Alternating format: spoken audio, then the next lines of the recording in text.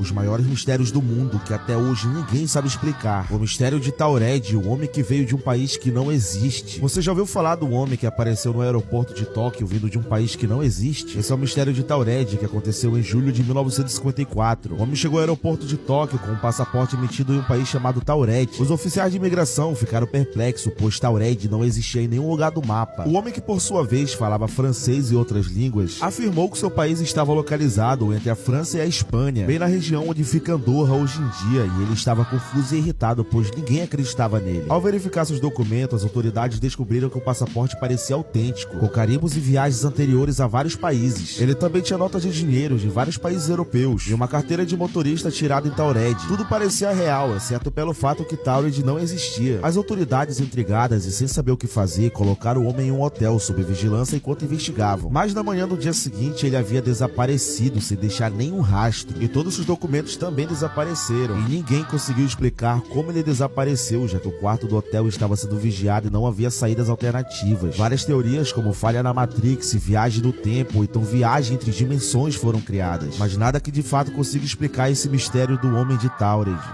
Os maiores mistérios do mundo que até hoje ninguém sabe explicar. O mistério de Taured, o homem que veio de um país que não existe. Você já ouviu falar do homem que apareceu no aeroporto de Tóquio vindo de um país que não existe? Esse é o mistério de Taured, que aconteceu em julho de 1954. O homem chegou ao aeroporto de Tóquio com um passaporte emitido em um país chamado Taured. Os oficiais de imigração ficaram perplexos, pois Taured não existia em nenhum lugar do mapa. O homem, que por sua vez falava francês e outras línguas, afirmou que seu país estava localizado entre a França e a Espanha, bem na região onde fica Andorra hoje em dia, e ele estava confuso e irritado, pois ninguém acreditava nele. Ao verificar seus documentos, as autoridades descobriram que o passaporte parecia autêntico, com carimbos e viagens anteriores a vários países. Ele também tinha notas de dinheiro de vários países europeus e uma carteira de motorista tirada em Taured. Tudo parecia real, exceto pelo fato que Taured não existia. As autoridades, intrigadas e sem saber o que fazer, colocaram o homem em um hotel sob vigilância enquanto investigavam. Mas na manhã do dia seguinte, ele havia desaparecido sem deixar nenhum rastro, e todos os documentos também desapareceram, e ninguém conseguiu explicar como ele desapareceu, já que o quarto do hotel estava sendo vigiado e não havia saídas alternativas. Várias teorias, como falha na Matrix, viagem no tempo ou então viagem entre dimensões, foram criadas, mas nada que de fato consiga explicar esse mistério do homem de Taured.